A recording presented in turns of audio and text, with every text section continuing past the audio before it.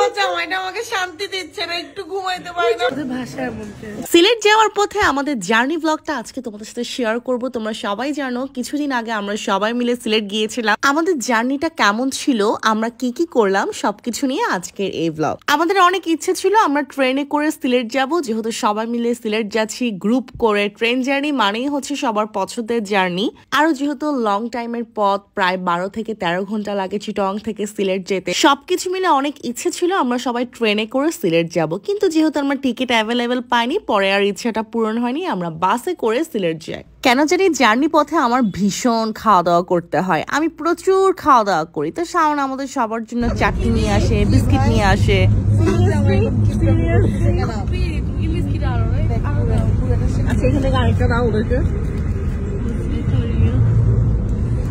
কি শুরু করছো তুমি?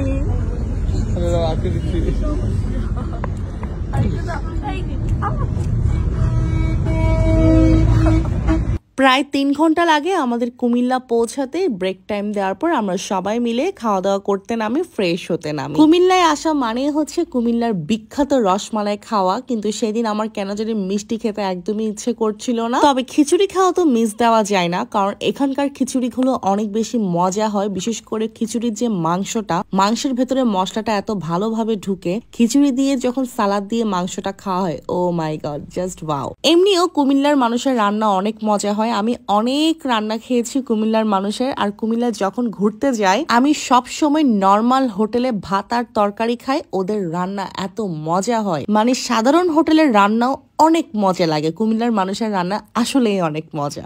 যদি কুমিল্লার কেউ এই ব্লগটা দেখে থাকো অবশ্যই কিন্তু কমেন্ট করতে ভুলবা না। খাওয়া দাওয়া করে 1 কাপ চা নিয়ে নিলাম। জার্নি পথে আমার চাটা খেতে হয়, না হলে কফি। এমনি অন্য সময় আমার চা খেলে রাতে ঘুম হয় না। চা খেয়ে গেলাম বাসে উঠে দিলাম এক ঘুম। ঘুম থেকে উঠেই দেখি আমরা সবাই সিলেট চলে আসছি। ফাইনালি আমরা সিলেট চলে আসছি। আর দিদি রাতের বেলা যে গরুর মতো বাস চালাইছে, সাথে একটু স্পিডে। আর অনেক হন্টেড ছিল, বুঝছেন? আমি জানা দিন তুমি ভূত দেখছো না?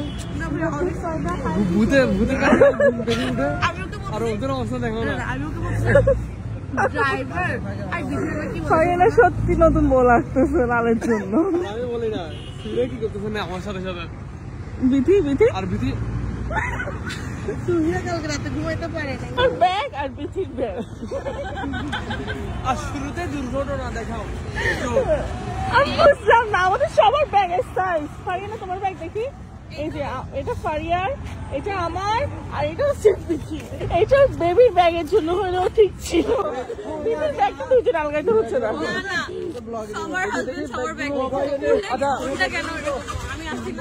অবশেষে আমরা সিলেট পৌঁছালাম। এখন সবাই মিলে হোটেলের দিকে রওনা দিচ্ছি। পাইলটরা ট্রেন থেকে অবতরণ করছে, যেভাবে লাগেজের আওয়াজ। খালি বিধির কোনো লাগেজ নাই, বিধির ব্যাগটা হচ্ছে বিধির মতোই। একসাথে সবাই মজার ঘটনা হচ্ছে কি, হোটেলে উঠলে তো এনআইডি কিংবা পাসপোর্ট দিতে হয় সবার। তো এটা নিয়ে আমরা অনেক হাসছিলাম, কারণ আমাদের অনেকের এনআইডি নাই। দেখতে থাকো তোমরা। আমরা হাসতেছি কারণ এই বিধি কি বিধির পরিচয়। তারপর আমি সৌদি আরবের নাগরিক ভাই। ওর এনআইডি নাই, যার কারণে ও এখন ভার্সিটির কি দিতে চাচ্ছে, আইডি কার্ড দিতে যাচ্ছে। আমার তো কিছু নাই, আমি সৌদি আরবের নাগরিক। আমার পরিচয় বিধি স্যার, আপনার হোয়াটসঅ্যাপে দিছি, আপনাদেরকে চাচ্ছি। ফারিয়া বলতেছে আমার কেন এনআইডি লাগবে, আমার জামাইয়ের তো আছে। তো এটা নিয়ে আমরা সবাই আবার হাসতেছিলাম, কারণ জামাইয়ের থাকলে কেন বোর্ড দিতে হবে না, নিয়ম তো আসলে সবারটাই দিতে হবে। আমরা যেহেতু অনেক সকাল সকাল পৌঁছাই, তাই আমাদেরকে আপাতত একটা রুম দেওয়া হয় যেন আমরা রেস্ট নিতে পারি। দেন যখন টাইম হবে আমরা যে যার যার রুমে উঠে যেতে পারবো। তো আমরা সবাই মিলে একটা রুমে উঠি জাস্ট কিছুক্ষণের জন্য, কারণ একটু পরে আমরা যে যার রুমে শিফট করব। পছন্দের কালারগুলো দিচ্ছে, কালারই নাই, এটা কোনো কালারই নাই, পানি কালার। এটা মানুষ উপর দিয়ে দেয়, হ্যাঁ গ্লসি গ্লসি। ও এই কালার থেকে বের হয়ে আসতে পারে না কখনো না, ওর জামাই ওই কালার হবে পারে। আর্মি হবে আর্মি কি বলতেছি আমার নাস্তা টাস্তা করেছে চা বাগানে যে ঢুকতো এখন মানে গেটটাও বিশাল না বন্ধ। হয়েছে ও সব কিছু ওর রেস্টুরেন্টেও যাওয়া দরকার নেই, ডিরেক্ট চা বাগানে যায়। হ্যাঁ ডিরেক্ট চা বাগানে চলে যাও তাহলে আরো ভালো হয় চা খাবো ওখানে গিয়ে ও মাই গড না ঘুমাই না ঘুমাই ঘুমাই বাসে তোরা ঘুমাইছিস না কি ভাই আরো ঘুমাই ভাই, proper ঘুম হয় না। বাসে একটা ট্যুর আসলে কখনো কারো প্রপার ঘুম দরকার হয় না না বাসে চলে তুমি আসলে ঘুমাই ঘুমানোর ঘুমাইছো। দরকার হয় ঘুরারও দরকার হয় না ঘোরার হচ্ছে- তাহলে তুমি বলতে চাচ্ছ আমরা এখন মন্টানা থেকে চা বাগান যাবো হ্যাঁ ওইটা অনেক ভালো হয় সত্যি বেশি কিছু ঘুরাই বলো ফারিয়া যাক, আমি যাবো।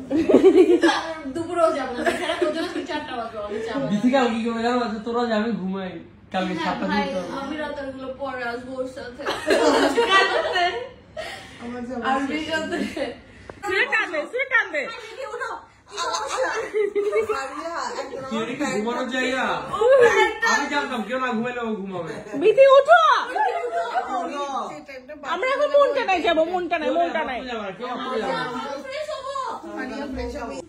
কি 5 মিনিট ঘুমাবা ও বুঝছো 2 মিনিট ফাঁক পাইলে ও ঘুমায় আর কি কি কি রে, কি ঘুমাইছো ঘুমাইছো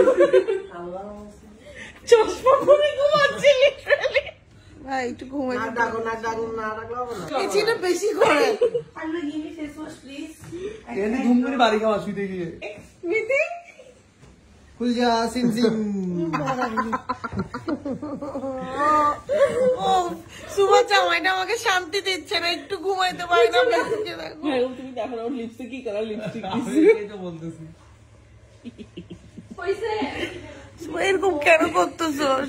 উঠো আমরা এখন মন্টানায় যাবো খিচুড়ি খেতে তুই যা গিয়ে তোর মন টোন সব টেনে আয় ওইখানে।